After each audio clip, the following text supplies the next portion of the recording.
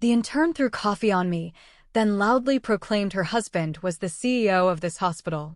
I calmly called my husband. "You should come down here. Your new wife just threw coffee all over me." Earlier that day, the massive Boeing 787 touched down heavily on the runway at JFK International Airport.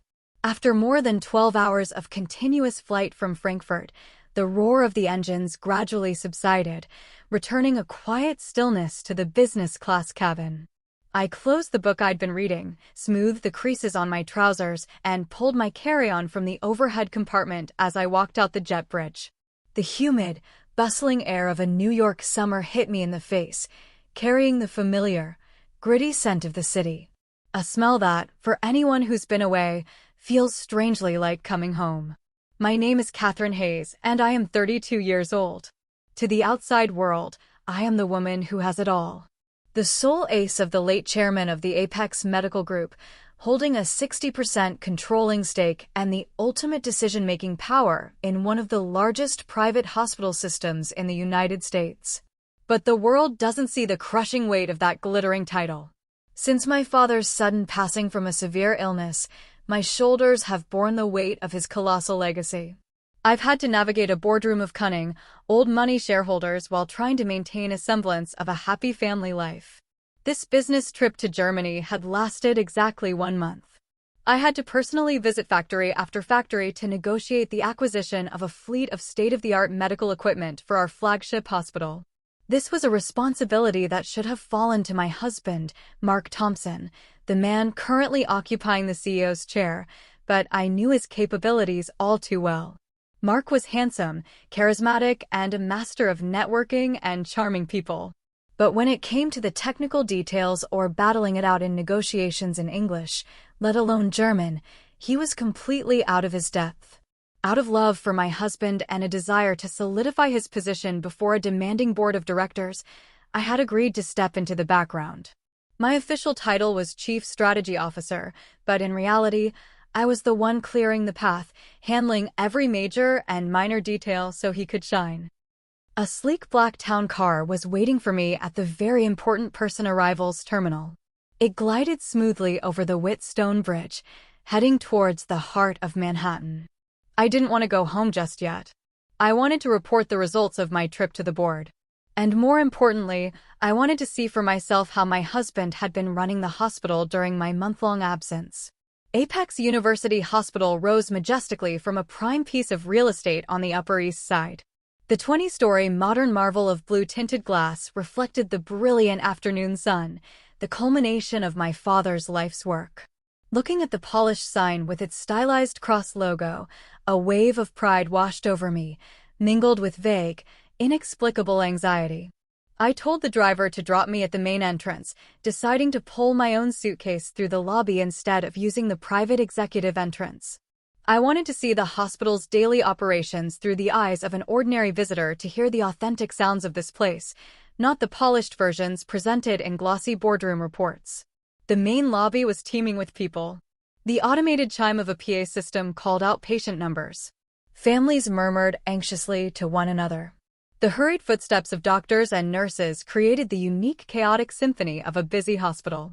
The faint, clean scent of antiseptic hung in the cool, centrally conditioned air. I stood in a quiet corner near the reception desk, adjusting the lapels of my white pantsuit, planning to observe for a moment before heading up to Mark's office on the 5th floor to surprise him. But my eyes were frozen by a scene unfolding in the center of the lobby where the main corridors intersected. A tall man in white scrubs was kneeling on the cold marble floor. It was Dr. David Chin, head of cardiology, my old friend from medical school and the hospital's most indispensable clinical asset. He was performing CPR on a middle-aged man who had just collapsed from a hypoglycemic attack. Sweat beaded on David's broad forehead, running down his strong nose and dripping onto the floor. His movements were swift, practiced, yet filled with gentle, focused care. Give him some space. Let the man breathe. David's deep, authoritative voice echoed through the lobby. "Nurse, I need a glucose meter and a glass of warm sugar water." Now, I stood there watching him in silence. David hadn't changed in 15 years. He was the man who had spent his youth quietly looking out for me, a brilliant talent who never cared for fame or fortune. The day my father died, it was David who stood vigil by the casket for 3 days and nights, arranging everything perfectly while Mark was busy entertaining foreign dignitaries. Watching the way he cradled the patient's head, his focus so intense he was oblivious to the world around him, I felt a profound sense of admiration. That was the image of a true healer, a soul shining brightly in a world often clouded by money and ambition. But this beautiful portrait of medical ethics was instantly defiled by a splash of black ink. Just a few yards from where David was saving a life, near the constantly spinning revolving doors, a very young woman stood with her hands on her hips, her shrill voice tearing through the hospital's solemn atmosphere. "Hey, what is wrong with you? I told you to park my Mercedes in the shade. Why is it sitting out there in the sun? Do you have any idea how hot black leather seats get? You're going to ruin my designer purse." She was a girl of about 22. Her face caked in heavy makeup. Her lips painted a garish shade of red. She wore a hot pink bodycon dress so short and tight it was grossly inappropriate for a medical setting, revealing a stretch of skin that was more jarring than attractive. Pinned to her chest was a blue intern's badge that read, "Tiffany Henry, the elderly valet," a Vietnam veteran who had worked here since my father's time. His hair, now white as snow, was bowing his head, flustered by the condescending attitude of a girl young enough to be his granddaughter. "I'm so sorry, miss," Henry stammered. "It's been so busy with cars coming and going. I haven't had a chance yet. I'll move it for you right now." Tiffany didn't even bother to listen. She stomped her foot on the marble floor. "Well, hurry it up. You move like a turtle. How does someone like you even get a job at a 5-star hospital like this? You've completely ruined my morning." Having finished berating the older man, Tiffany immediately pulled the latest iPhone from her designer handbag, switched to the front-facing camera, and her entire demeanor shifted in a flash. Her scowl transformed into a bright, sickeningly sweet smile as she began chattering into the screen. "Hi everyone. Good morning to all my amazing followers. Your girl Tiff had a little drama with some incompetent staff this morning, but whatever. For the greater good of public health, I have to stay positive and cute. Show me some love, guys. Tap that heart and share my live stream." I glanced at my watch. It was 9:015 a.m. An employee more than an hour late for her shift, dressed in violation of the code of conduct, was now standing in the main lobby, yelling at an elderly colleague and live streaming her personal drama during work hours. The blood began to rush to my face, a vein throbbing in my temple. Was this the professional standard Mark had sworn to me he would uphold? Was this the face of the culture my father and I had worked so tirelessly to build? The stark contrast between the two scenes, David on his knees, his shirt soaked with sweat as he saved a life, and this vapid intern putting on a ridiculous show for social media, made it impossible for me to remain a silent observer. I clenched the handle of my suitcase, took a deep, steadying breath to regain the composure of a leader, and took decisive steps toward the entrance. I walked over to Henry and gently placed a hand on his shoulder to reassure him. He flinched, then looked up, his age-worn eyes widening in recognition. He was about to greet me as chairwoman, but I quickly put a finger to my lips, signaling for him to remain silent. I didn't want my identity revealed just yet. I wanted to see how this little drama would play out. I turned to the girl, Tiffany, who was still absorbed in pouting and posing for her phone. "Excuse me," I said, my voice quiet, but firm and authoritative. "This is a hospital, a place of healing, not a fashion show or a marketplace for you to be shouting at your elders. Furthermore, the workday begins at 8 a.m. It is now 9. You are late and you are causing a public disturbance." Interrupted from her narcissistic reverie of virtual hearts and compliments, Tiffany looked visibly annoyed. She lowered her phone, her eyes narrowing as she scanned me from head to toe with a dismissive air. I was wearing a simple, elegant white pantsuit with minimal jewelry. After a 12-hour flight, my face was tired and pale with little makeup. In the eyes of this flashy young woman, I was probably just some frumpy patient's relative or some uptight middle-aged Karen. "And who are you to stick your nose in my business?" Tiffany sneered, her tone dripping with contempt. "I'm reprimanding my employee." If you've got nothing better to do, go find a seat somewhere else and stop bothering me. I'm trying to engage with my fans. With that, she raised her phone, rudely shoving the camera in my face. Her voice became high-pitched and grating. Look at this, everyone. My day is already ruined by some bitter old hag. Probably got dumped by her husband. Her life's a mess. So she comes out here to start trouble. Poor little Tiffany. Getting bullied even at work. The girl's insolence and audacity were beyond anything I could have imagined. My initial plan was a simple reprimand before heading to my office and having HR deal with her, but this level of disrespect could not be tolerated. Put the phone down now, I said, my voice low and menacing, my eyes locked on hers. I am asking you to respect the hospital's regulations and the dignity of others. If you continue to film without permission and insult people, I will have security escort you out and file a formal complaint. Ooh, are you threatening me? Tiffany's eyes widened, her heavily made-up face twisting into a sneer. Suddenly, she did something I never would have anticipated. Holding a large half-finished iced coffee, she pretended to turn awkwardly, but in reality, she deliberately slammed into me. The entire cup of cold, dark liquid drenched my pristine white pantsuit. The coffee spread quickly, soaking through the fabric and dripping onto the floor, forming a dark puddle at my feet. The sticky, chilling sensation made me shudder. The strong smell of coffee filled my nostrils. This suit had been a gift from my father on his last birthday. Now it was stained by this petty, calculated act. Before I could even react, Tiffany burst into a theatrical wail. Her fake sobs echoed through the lobby, drowning out the PA system and drawing the attention of everyone around. Oh my God, what did you do? Can't you watch where you're going? You pushed me. You ruined my beautiful dress. She sobbed hysterically while simultaneously glancing at her phone's live stream. Her performance worthy of an Oscar. Crocodile tears streamed down her cheeks. Everyone, you're all my witnesses. This woman, some crazy patient's relative, just assaulted a healthcare worker. That's me. My baby gave me this dress.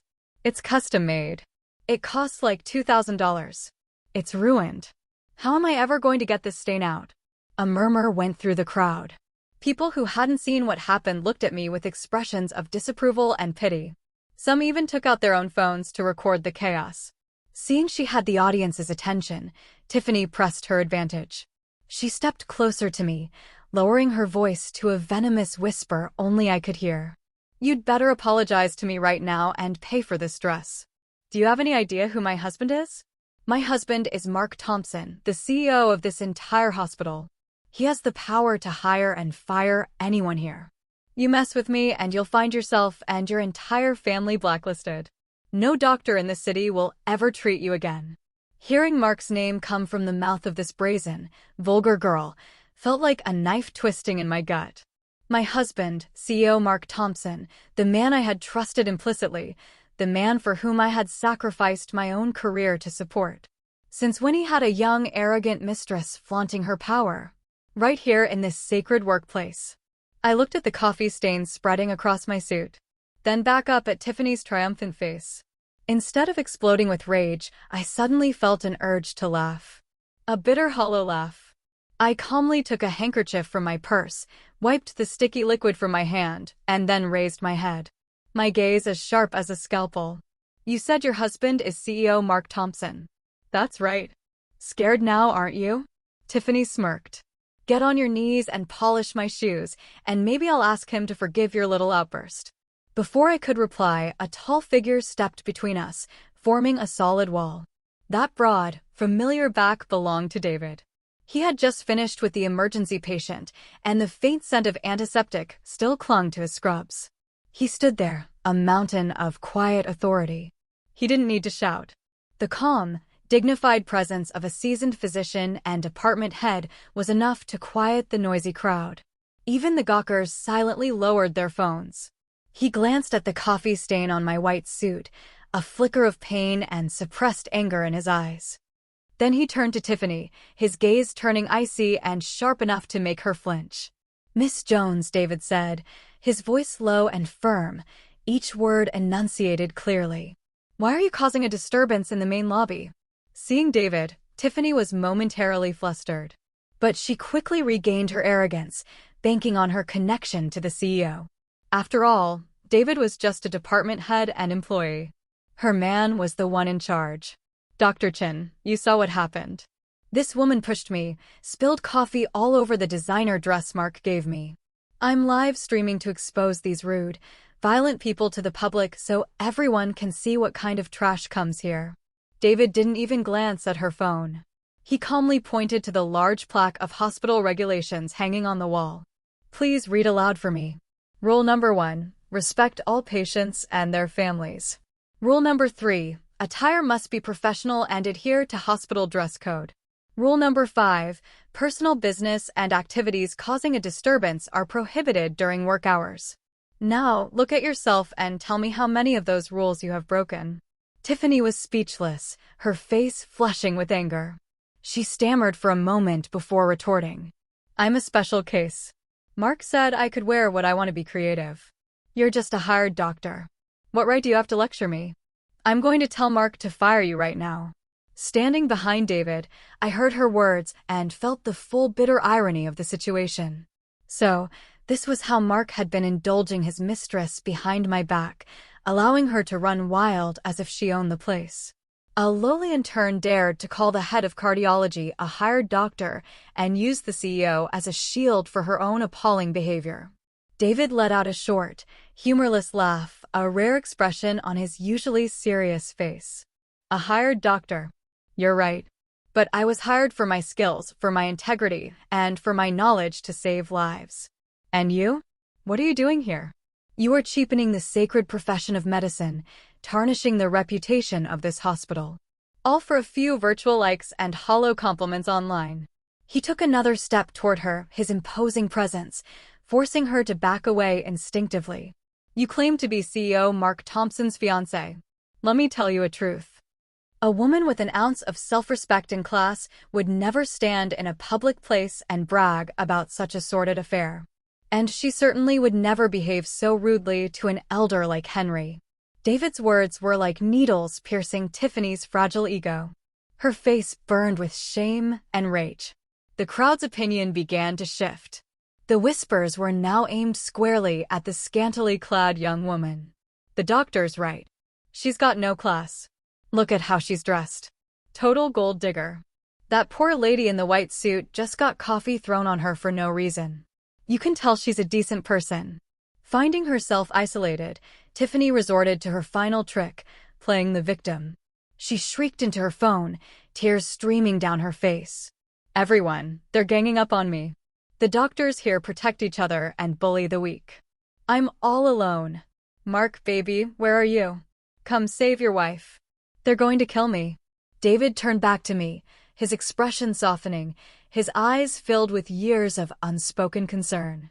Catherine, he asked quietly. Are you really okay? Did the coffee burn you? I shook my head, managing a small smile to reassure him, though a storm was raging inside me. I'm fine, David. Thank you for standing up for me. He was about to say something else, probably to call security, but I gently placed a hand on his arm, stopping him. Don't dirty your hands, I whispered. This is a family matter. Let me handle it.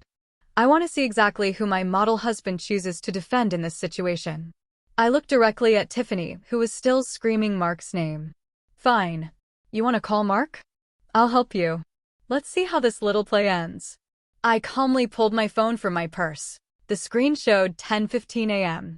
According to the detailed schedule my executive assistant had sent me, Mark was in a critically important meeting with a delegation from the Department of Health and key investors from Singapore in the very important person conference room on the 5th floor. He was obsessed with his public image, always wanting to appear as a visionary, principled leader. I scrolled through my contacts to the name my love, a name that once brought me warmth, but now made my stomach churn. I pressed the call button. It rang for a long time. He was probably in the middle of some grand speech about medical ethics and strategic vision, things he had pirated from me and my father. Finally, he answered. Mark's voice was a hurried whisper, but he still tried to maintain his usual fake tenderness. Honey, it's me. I'm in a huge meeting with the department and our partners. It's really intense. Did you land okay? Why didn't you tell me? I would have picked you up. I didn't answer his hollow questions. I calmly switched the call to speakerphone, turning the volume to maximum. The lobby fell silent, everyone straining to listen, including Tiffany, who had stopped her wailing. "You're in a meeting?" I asked. My voice is cold and sharp as a winter wind. "A very important one." "Honey, I can't get away. Why don't you go home and rest? Take a bath. Get some sleep. I'll be home early tonight to make it up to you." "I promise." Mark continued his act as the caring husband. I cut him off sharply. "You don't need to come home. You need to come down to the main lobby right now." "What? The lobby? For what?" "Honey, I told you I'm extremely busy." I said, "Get down here immediately." I yelled, my feigned composure finally shattering. All the pent-up anger and betrayal exploded. "Come down here and see your new wife throwing coffee on me. See her insulting Dr. Chin and threatening to have me thrown out of the hospital my father built." The other end of the line went dead silent. A chilling silence. I could picture Mark's face drained of all color. He must have been so flustered that he accidentally hit his own speakerphone button. Or perhaps the very important person conference room was so quiet that my furious voice had been audible to every official and investor in the room. The sound of a chair scraping loudly came through the phone, followed by Mark's stuttering, incoherent voice. "See, Catherine, what are you talking about? You're at the hospital? What new wife? Calm down." At the same time, Tiffany, standing opposite me, began to turn pale. She recognized the voice on the phone.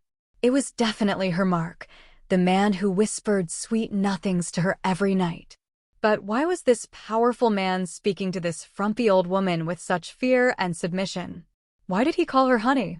"You have 5 minutes," I said. Each word a death sentence.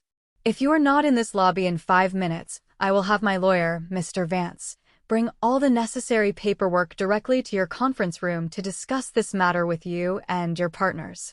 I hung up, giving him no chance to respond. The hospital lobby was eerily quiet. The only sound, the hum of the air conditioning. All eyes were on me. The woman in the coffee-stained suit who radiated an unassailable authority, the aura of the true person in charge. David stood beside me, his arms crossed, a look of grim satisfaction and trust on his face. He knew the real drama was just beginning. Tiffany was trembling, the phone nearly slipping from her grasp. She stared at me in utter disbelief, her red lips quivering. Who are you?" I looked at her and smiled, a smile that was both gentle and terrifyingly cold. "Why did you stop your live stream? Keep it rolling. Let's let everyone see how your husband deals with his legal wife." Those 5 minutes were the longest of Mark Thompson's life, and the final moments of Tiffany's power-hungry delusion. I stood there, my back straight, waiting for the storm I was about to unleash upon the betrayers. The atmosphere in the lobby was thick enough to cut with a knife. The crowd of onlookers, from patients to nurses, instinctively parted, forming a large circle in the middle of the floor like a miniature coliseum. At its center stood me, David, and Tiffany. Tiffany still hadn't recovered from the phone call. She'd lowered her phone, no longer daring to point it at me, though her thumb was still secretly on the record button. A tiny sliver of hope must have remained in her shallow, calculating mind. She hoped I was just some powerful business associate of Mark, or at worst, the boring stay-at-home wife he always complained about. She still believed in her youthful beauty and the sweet lies Mark whispered to her at night. "Don't you dare try to scare me," Tiffany stammered, trying to regain some courage, though her voice trembled. "Mark loves me," he told me. "Even if you're his wife, it's just a title. Every man gets tired of his old wife and wants something new and exciting. And I'm very exciting." I didn't respond to her cheap provocation. I took out my phone and sent a short text to Arthur Vance, my most trusted legal counsel. "Arthur, bring file A to the main lobby immediately." "It's time," Arthur replied instantly. "Understood, Madam Chairwoman." "I'm in the elevator." David moved closer to me, his solid frame, shielding me from the curious stares and phone cameras of the crowd. "Are you sure you want to do this here, Catherine?" he whispered. "It could damage the hospital's reputation." I looked up at him, my gaze unwavering. A tumor has to be cut out at the root. David, it will hurt once, but then it can heal. If I try to preserve some fake sense of decorum, the hospital my father poured his heart into will be destroyed by them. Reputation is built on integrity and transparency, not on lies and cover-ups. David nodded, his eyes showing complete agreement. I understand. I'm with you no matter what happens. His simple words were a small flame warming my frozen heart. For 15 years, he had always been there, quiet and constant. Meanwhile, on Tiffany's live stream, the comments were flying. But the tide had turned completely. Oh my God, who is that lady? She sounds like a boss. Looks like the real wife just showed up. This intern is about to get wrecked. This is going to be good. Waiting for the CEO. Tiffany glanced at the comments, her face growing paler, but she still tried to argue with the air. Don't believe her, guys. She's just a good actress. Just wait until Mark gets here. He'll throw her out on the street. The sound of an elevator dinging cut through the tension. The doors of the private executive elevator slid open. All eyes turned in that direction.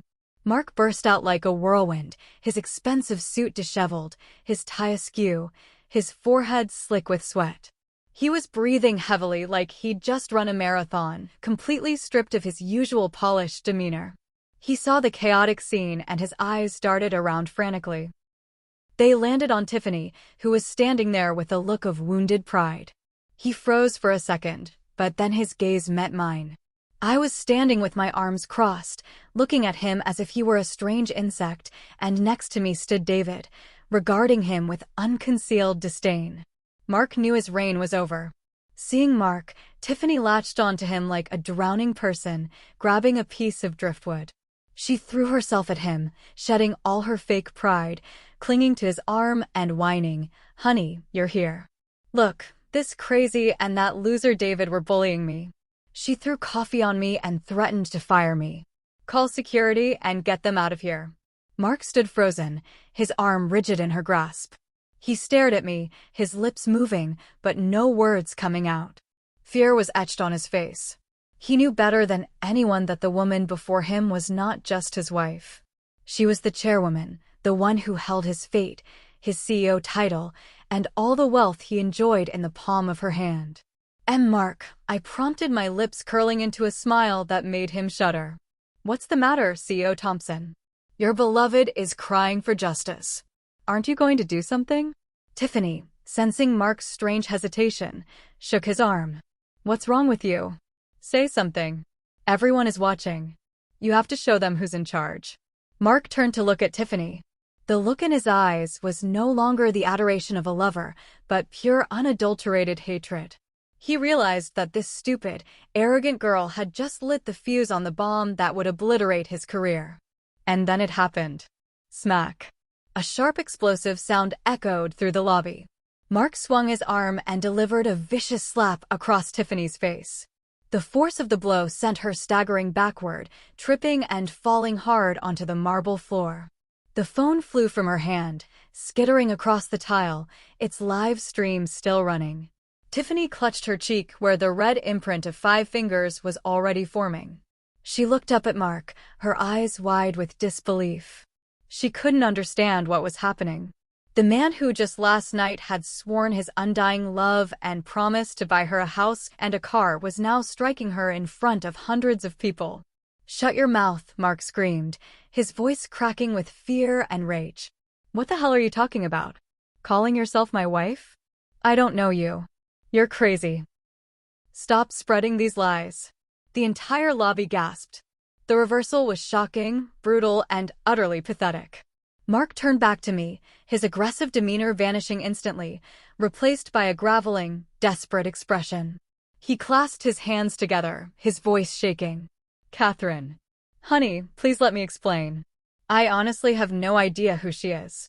She must be some obsessed fan or some delusional person trying to get attention. Please, you have to believe me. You're my only wife." I watched his pathetic performance with a rising wave of nausea. A man who refused to take responsibility for his actions, who would throw his mistress under the bus without a second thought to save himself. On the floor. After a moment of shock, Tiffany snapped.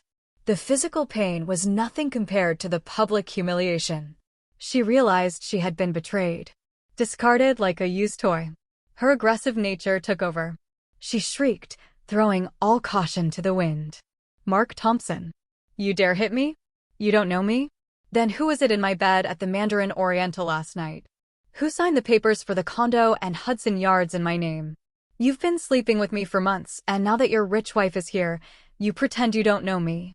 Her accusations were like a bucket of ice water thrown in Mark's face. All his denials were now meaningless. The phone on the floor was capturing every word, every image, and broadcasting it across the internet. "You shut up right now." Mark lunged toward Tiffany to silence her. But David was faster. He stepped forward, grabbing Mark by the shoulder and pushing him back. The strength of a surgeon who keeps himself in shape easily overpowered a man softened by years of lavish dinners and affairs. "That's enough," David said coldly. "Stop making a fool of yourself. You are disgracing this institution." I walked slowly towards Mark. The clicking of my heels on the marble floor sounded like a judge's gavel. I looked him straight in the eye. All traces of affection gone. "You said you don't know her?" I asked, my voice terrifyingly calm. "Then why does she have key card access to your office? And why did her bank account receive a $2 million transfer from your secret offshore account last month?" Mark's eyes widened in horror. He never imagined I knew about that. $2 million, the money he had embezzled from the new MRI machine procurement project. He thought he had hidden it so well through a series of shell corporations. "What are you talking about?" "I don't know anything about that," Mark stammered, still trying to lie. Just then, Arthur Vance emerged from the crowd, a thick file in his hands. He walked to my side, bowed his head respectfully, and handed me the folder.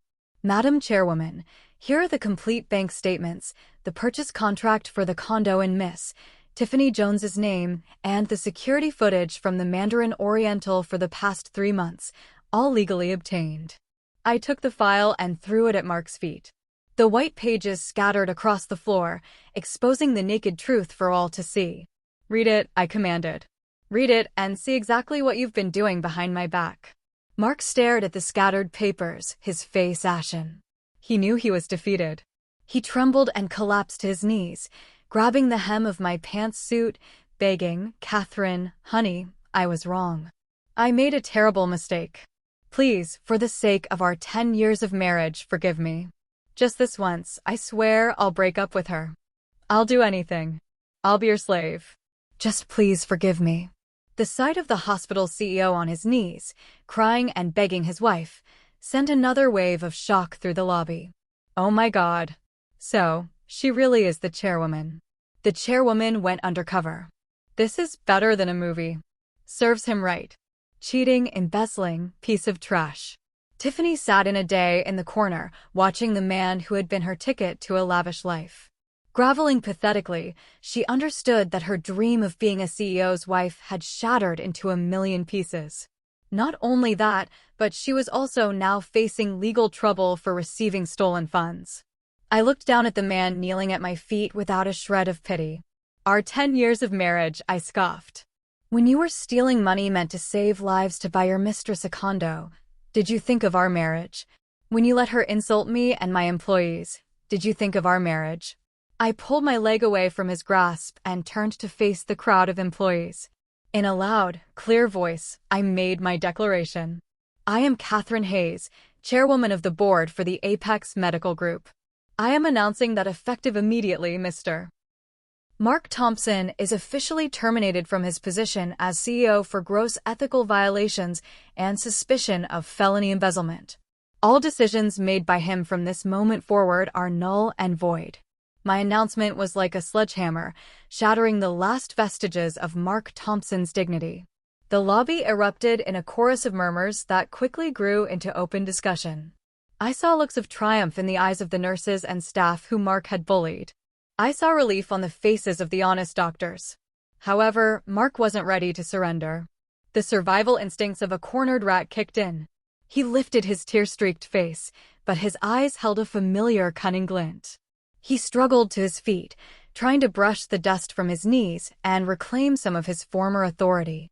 "Catherine, you can't do this to me," Mark shrieked, his voice laced with a false sense of victimhood. "You can't just use some unverified bank statements to accuse me of embezzlement.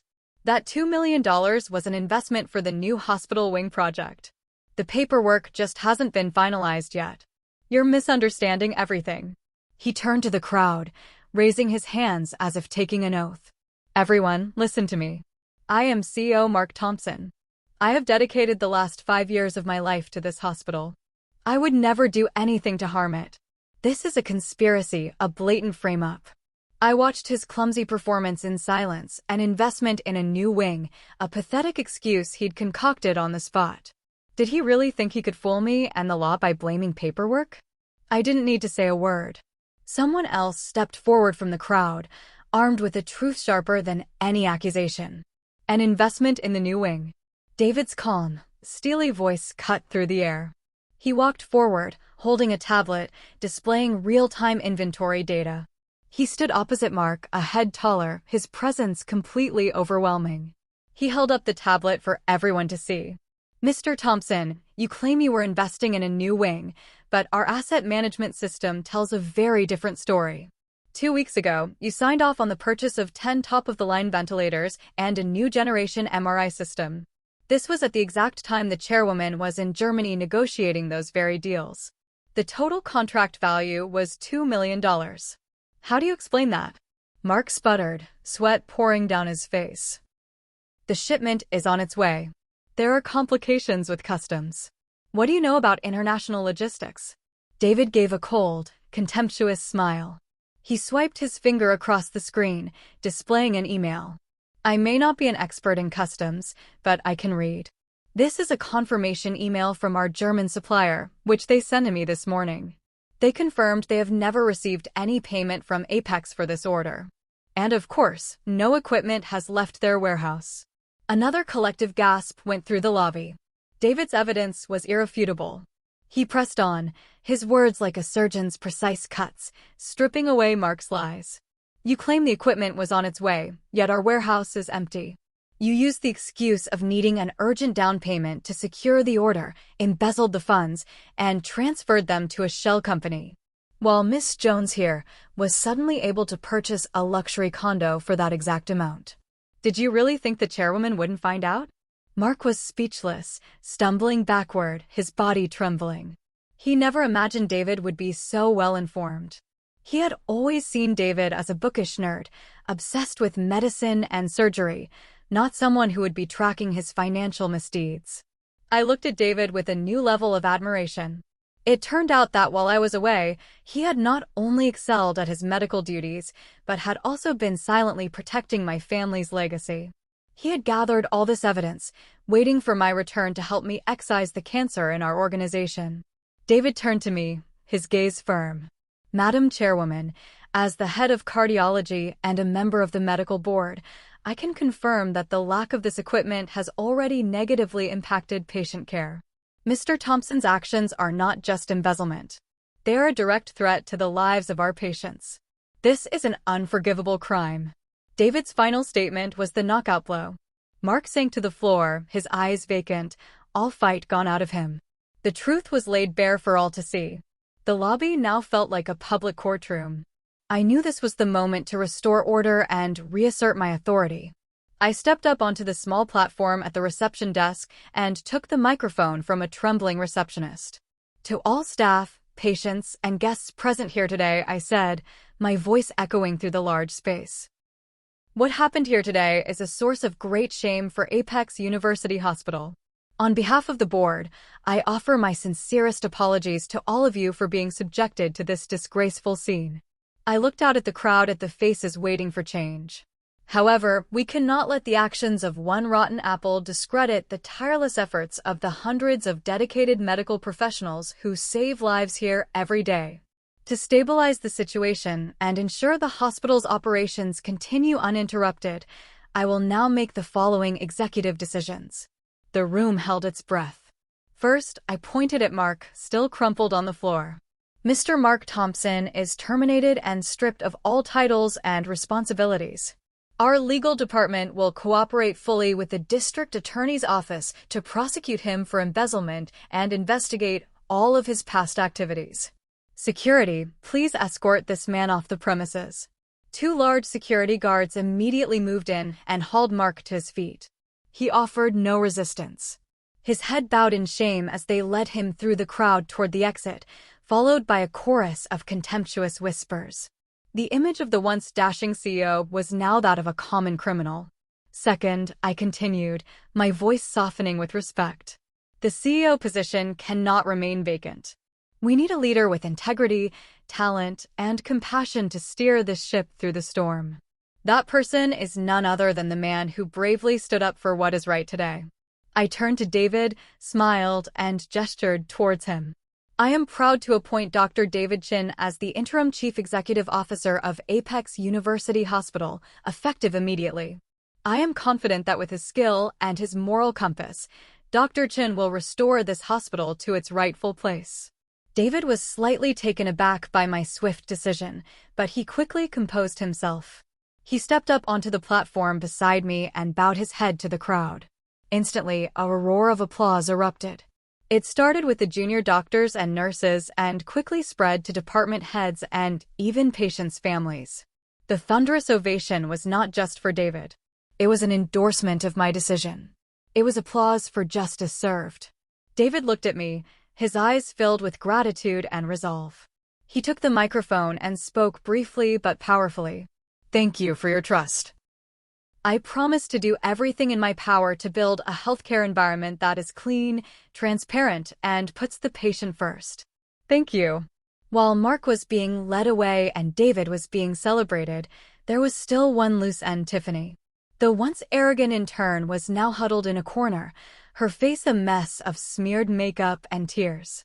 Seeing that the attention was off her, she tried to sneak towards an exit, but Arthur Vance spotted her. He signaled to security, who blocked her path. Miss Jones, where are you going in such a hurry? Arthur asked, his tone polite but chilling. We haven't yet discussed the matter of the chairwoman's suit or the reputational damage you've caused the hospital. Terrified, Tiffany turned to me, her eyes pleading. Her dream of being a tycoon's wife was over, her only support system arrested. She had nothing left but a mountain of legal trouble.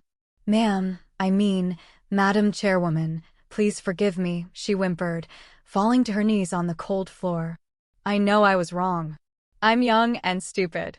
Mark manipulated me. Please don't fire me. Don't sue me. I don't have any money to pay. I stepped down and walked towards her, looking at the trembling girl at my feet. I didn't feel triumphant, only sad pity for a life so misguided. You say you were manipulated? Who was it that threatened to have me thrown out? Who screamed at an elderly valet? Who live-streamed herself bragging about ill-gotten wealth? Those were your choices. You were blinded by greed and a delusion of power that never belonged to you. I turned to my lawyer, Arthur. Terminate Miss Jones's internship immediately for gross misconduct. Also, prepare a file for the DA's office regarding her role as a recipient of embezzled funds. That condo was purchased with stolen money. She will be required to return every cent. Hearing this, Tiffany collapsed completely, sobbing uncontrollably. She knew her life was over. The luxury condo, the designer bags, the lavish trips, it would all be seized. She would be thrown back into a harsh reality branded with a stain she could never wash away. David walked over. He didn't say another word of reprimand. He took a small business card from his pocket and placed it gently on the floor in front of her. This is the card of a very good psychiatrist, David said calmly. I think you need help with your personality disorder and delusions of grandeur. I hope that after you've paid the price for your mistakes, you learn how to be a decent human being before you try to be a famous one. David's act, though gentle, was the most profound punishment. It stripped away her last shred of pride, pointing out that she was not just a criminal, but a person with a sick soul. 2 security guards came and lifted Tiffany to her feet, escorting her out. Her cries faded away behind the glass doors. The lobby returned to its normal rhythm, but the air felt cleaner. The crowd dispersed. Doctors and nurses returned to their duties. The automated PA system chimed on as if nothing had happened. I leaned against the reception desk, feeling a wave of exhaustion wash over me. The adrenaline rush was gone, leaving behind a deep, bone-deep fatigue. I had endured a long flight, a devastating emotional shock, and a tense showdown. I had won, but my heart felt empty. What was this victory worth when the husband I had once loved was revealed to be such a monster? The family I had fought to protect was now officially broken. David approached me with a bottle of water already opened. He said nothing, just handed it to me and stood in a way that shielded my face from the harsh sunlight streaming through the windows. "Drink some water, Catherine," he said softly. "You did well. Your father would be so proud of you today." I took a small sip. The cool water soothed my dry throat and the bitterness in my soul. I looked up at him, my eyes stinging. "David, I'm so tired. I thought I was strong, but this hurts more than I imagined." He looked at me with deep compassion, placing a gentle hand on my shoulder. It was a comforting, steadying touch. "Of course, it hurts. You're human, not made of steel," he soothed. "But you were brave enough to face it and cut out the cancer."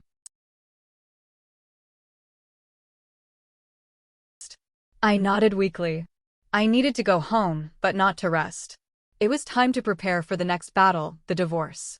Arthur Vance walked over, still holding the file. He understood immediately. "Madam Chairwoman, I have already drafted the divorce petition.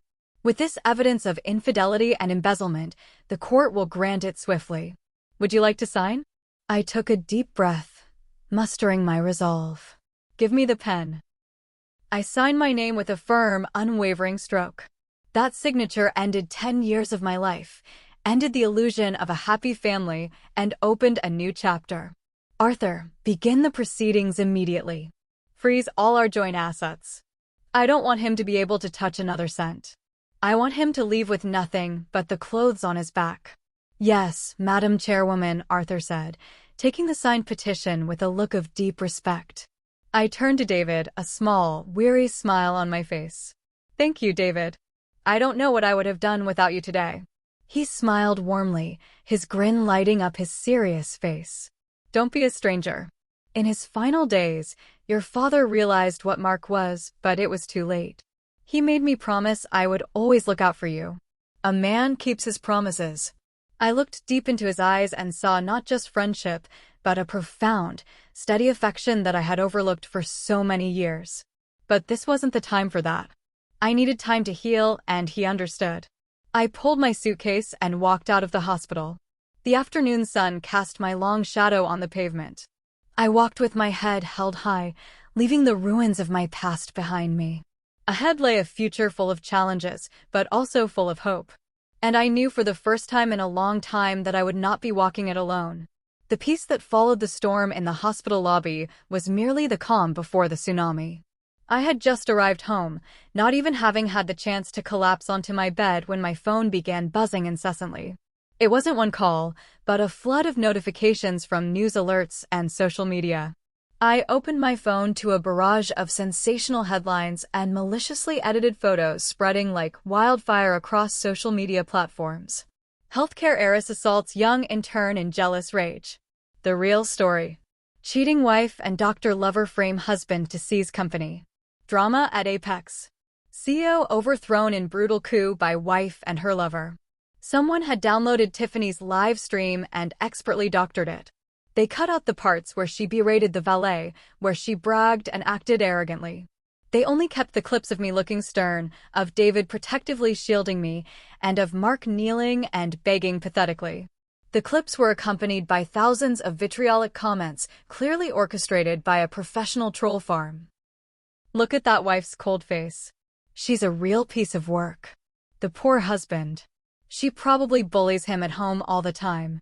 I heard she's been sleeping with that doctor for years." This was just an excuse to kick her husband to the curb. I dropped the phone, a chill running down my spine. I had underestimated Mark's depravity, knowing he couldn't win on the facts.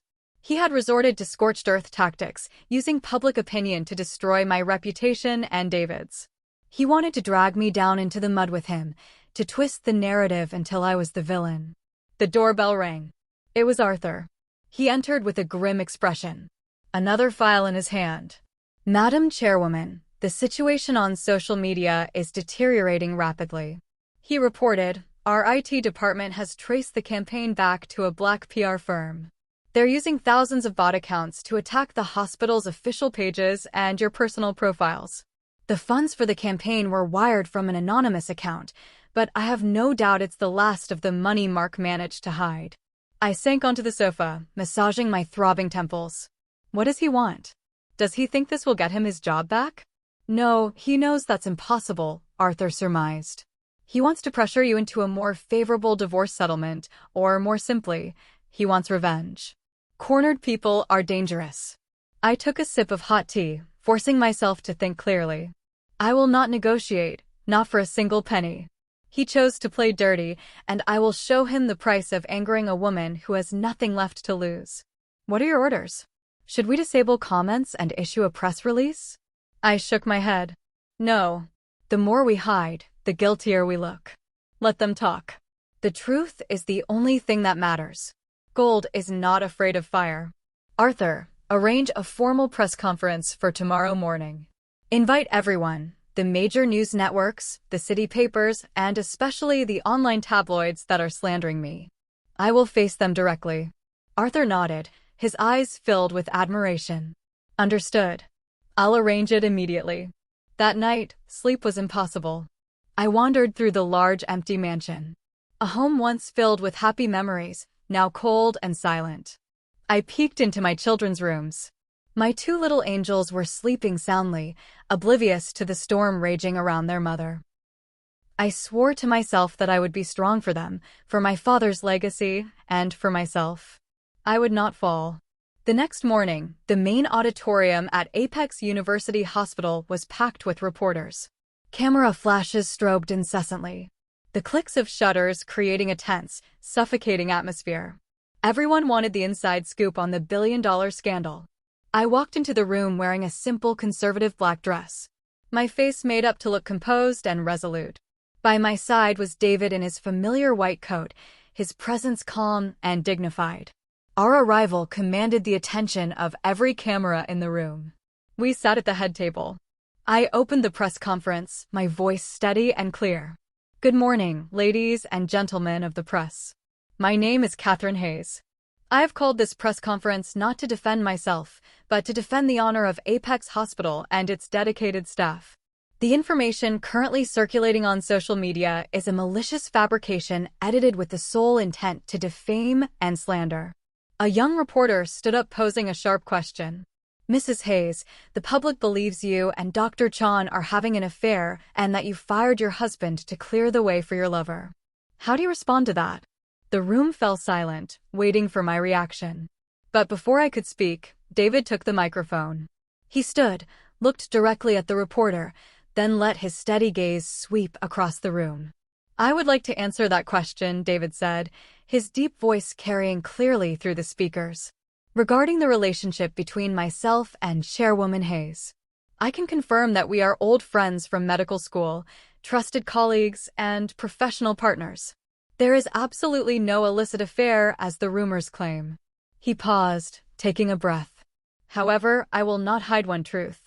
I have had feelings for Catherine for 15 years since we were students through her marriage and to this day. It is love born of respect and admiration. But I have never once crossed the ethical line of a friend or a physician. I kept those feelings to myself so that she could be happy. But today, seeing her slandered by a coward, I can no longer remain silent. David's frank and courageous confessions stunned the entire room. No one expected a man as successful and private as him to publicly declare his unrequited love to defend the woman he cared for. The murmurs died down, replaced by looks of sympathy and respect. David continued, signaling an assistant to project an image onto the large screen behind them. It was a DNA lab report. As for the real reason, Mr. Thompson was fired.